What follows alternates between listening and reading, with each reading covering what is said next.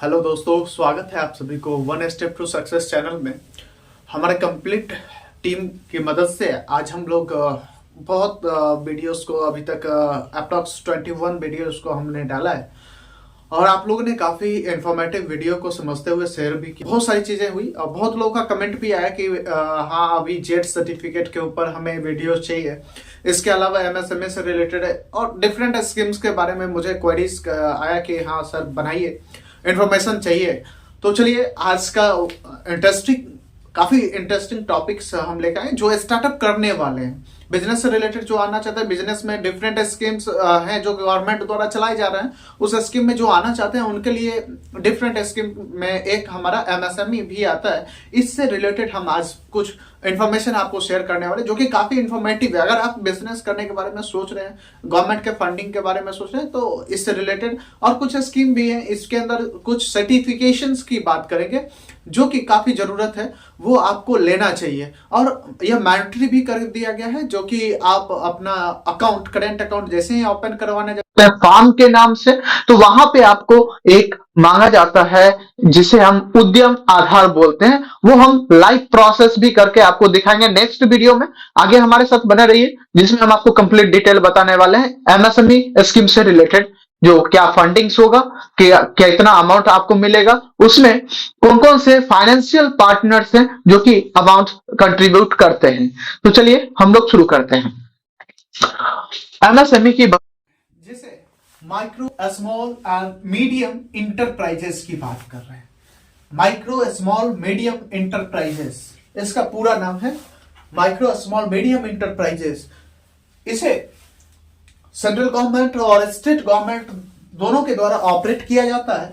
इसमें हम लोग बेसिकली बात करें तो वैसे इंटरप्राइजेस जो अभी कंप्लीट बेसिक में आकर के वो इनिशियल स्टेज में स्टार्ट करने जा रहे हैं।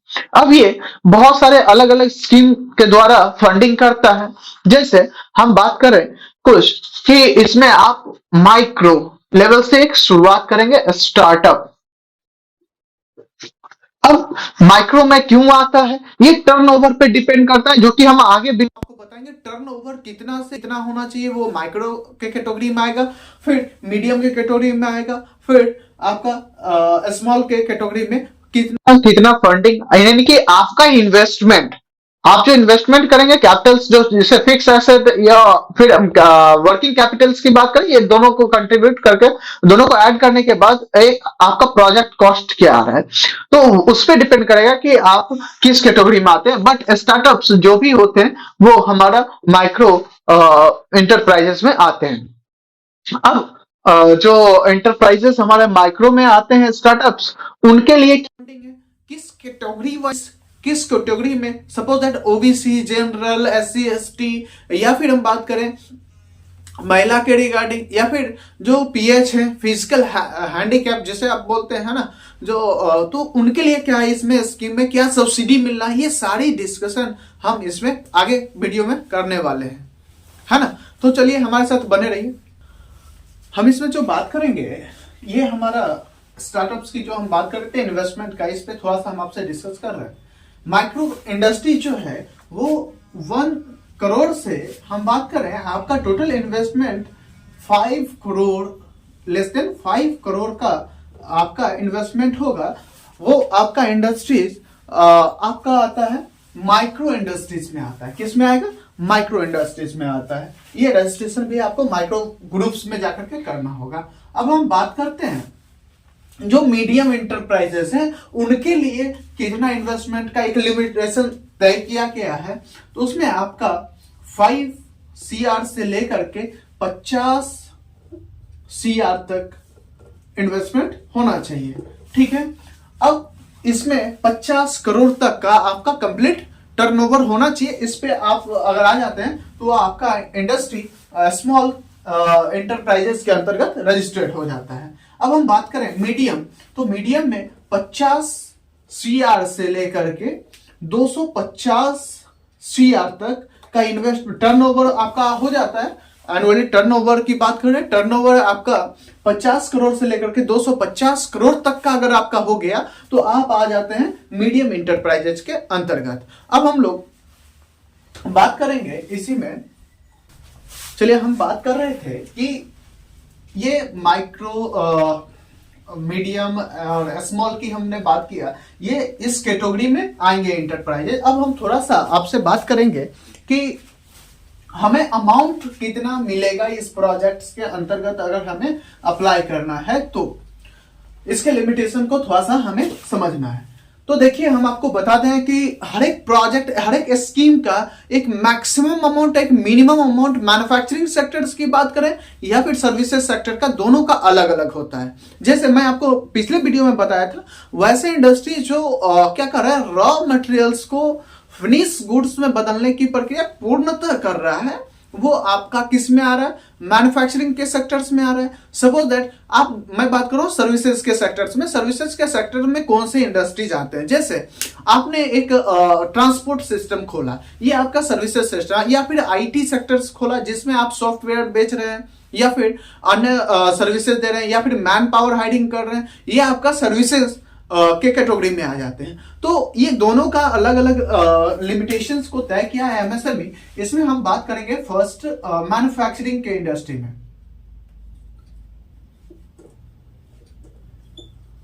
मैन्युफैक्चरिंग इंडस्ट्रीज को यह मैक्सिमम 50 lakhs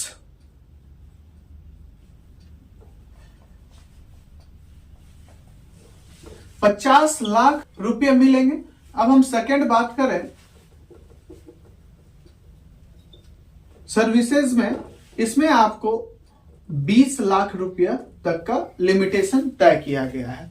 अब 50 लाख और 20 लाख, अब इसमें समझने की बात है, 50 लाख रुपए का जो लिमिटेशन दिया गया है और 20 लाख का लिमिटेशन दिया गया है, इसमें आपको कुछ सब्सिडी भी मिलेगा।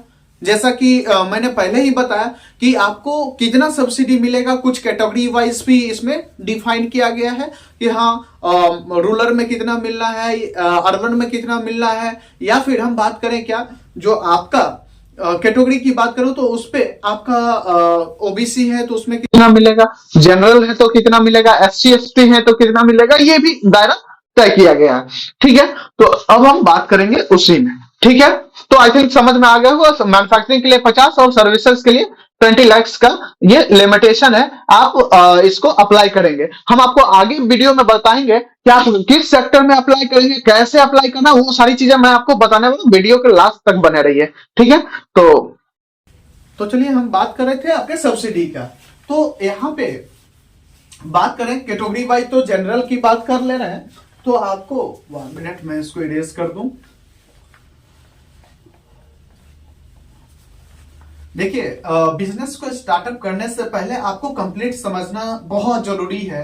एक स्टार्टअप को कंप्लीट नॉलेज होना चाहिए एक सीक्वेंस में कि हाँ, इंडस्ट्री को किस तरीके से कैसे हमें डेवलप करना है, मार्केटिंग। सो मैं आपको आगे digital marketing, digital payment systems, है ना, इसके अलावा बहुत सारी चीजें जो हम आपके साथ डिस्कस करने वाले हैं वीडियो में। हमारे चैनल को कंटिन्यू आप फॉलो करेंगे, जिसमें आपको एक स्टार्टअप के बेसिक नीड क्या है, आपको ग्राउंड फ्लोर के नॉलेज मिलेंगी, जो कि एक बेसिक नॉलेज होना चाहिए स्टार्टअप से रिलेटेड। वो सारी नॉलेज आपको इस चैनल पे मिलेगा। बिजनेस रिलेटेड हर एक इंफॉर्मेशन आपको जरूर मिलेगा। हम डीपीआर सेशंस की बात करेंगे, डीपीआर में क्या क्या इंफॉर्मेटिव चीजें, क्या मेजर पॉइंट है, उस पर हम आपको बात करेंगे। हम बारी बारी से सारी चीजें इसमें डिस्कस करने वाले। तो चलिए, मैं सब्सिडी की बात कर रहा था, मैं वहां पे आता हूं। जैसे मैं बात करूं जनरल कैटेगरी में, अगर आप आते हैं, ठीक है, अगर आपका घर अर्बन सेक्टर में है ना, यानी कि शहरी इलाका में है, जनरल से है 15% सब्सिडी आपको मिलेगा। अगर आप रूरल एरिया में रहते हैं, ग्रामीण क्षेत्र में रहते हैं और जनरल कैटेगरी में आते हैं, तो आपको 25% सब्सिडी मिलेगा। ठीक है, अब हम बात करेंगे थोड़ा सा आगे, जिसमें आपका ओबीसी, एससी, एसटी, है ना, महिला इत्यादि, है ना, जो भी है, फिजिकल हैंडीकैप जो भी है, इसमें सब आ जाते हैं। इसमें आपका जो भी कैटेगरी जो दायरा तय किया गया है, वो दायरा, 1 मिनट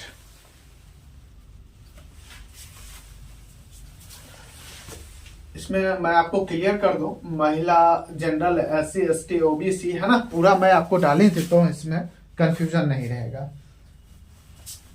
जिसमें देखिए फर्स्ट हम महिला कर देते हैं, सेकंड OBC, SC ST, क्योंकि महिला का अभी कुछ ज्यादा ही मतलब देखा जा रहा है कि जो नहीं महिला को ज्यादा सब्सिडी मिलना चाहिए, इसलिए मैं आपको बता दे रहा हूं, है ना।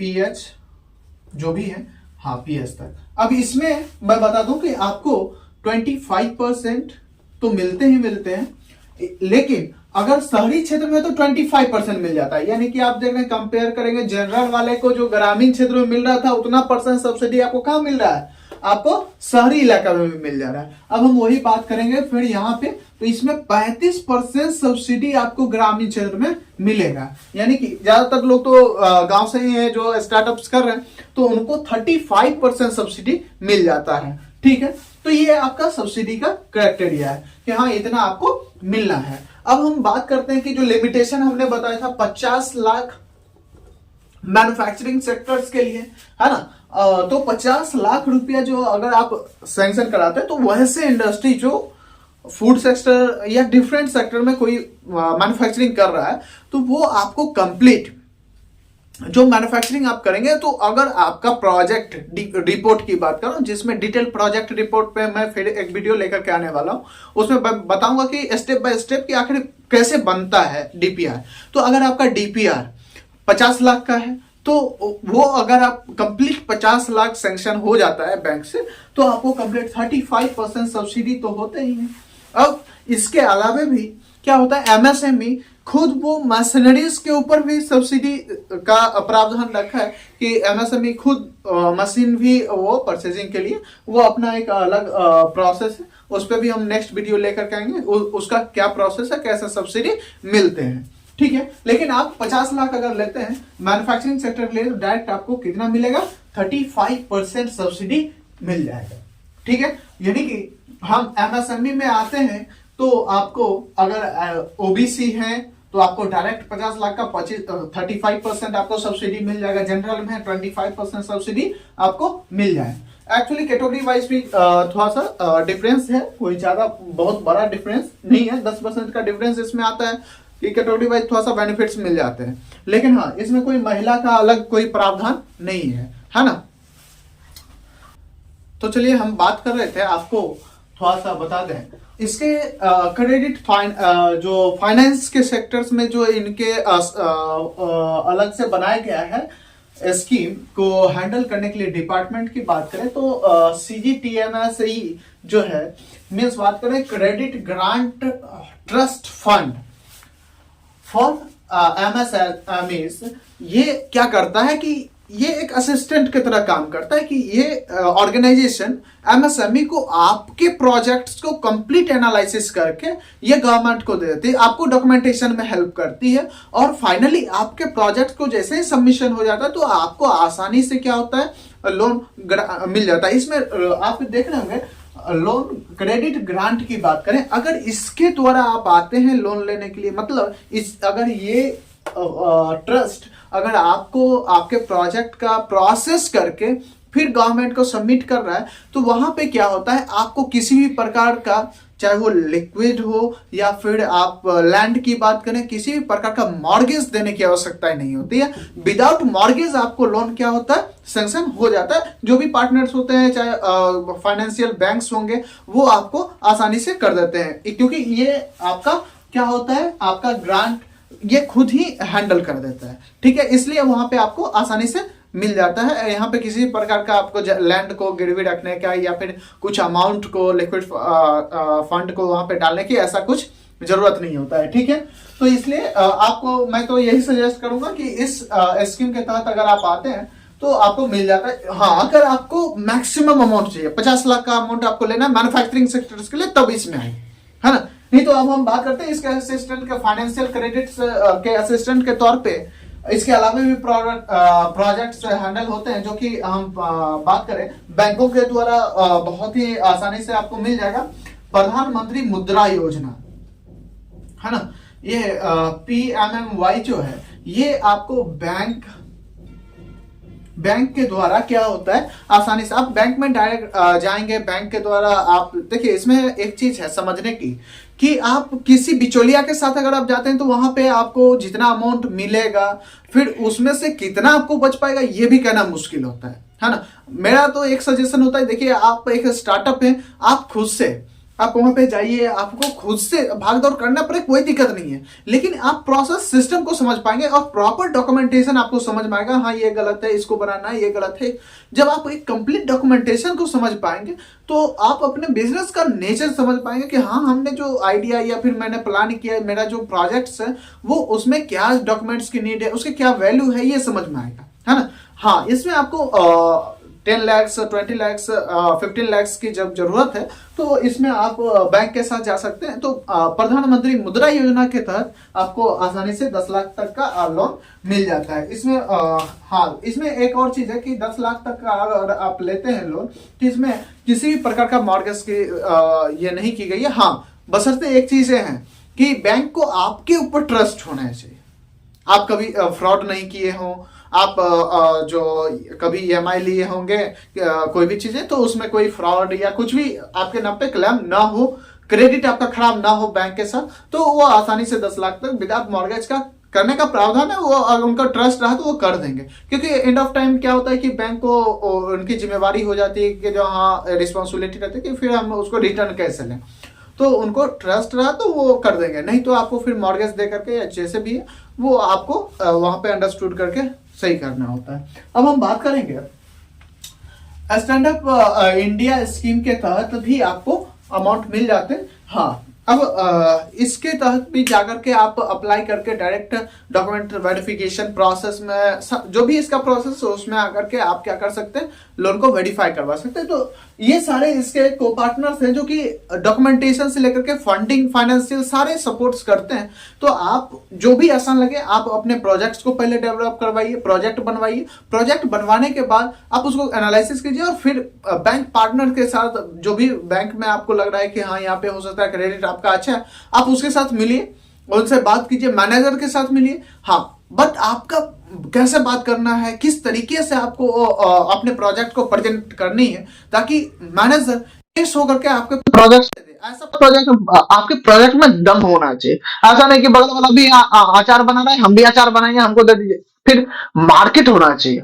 ऐसा प्रोडक्ट के अंदर क्या होना चाहिए, जान होना चाहिए। ऐसा नहीं है हम कुछ भी लेकर के आ गए तो भी देखो बहुत सारी चीजें चल रही है तो वाले की जो वो आपको करेंगे भी, है ना।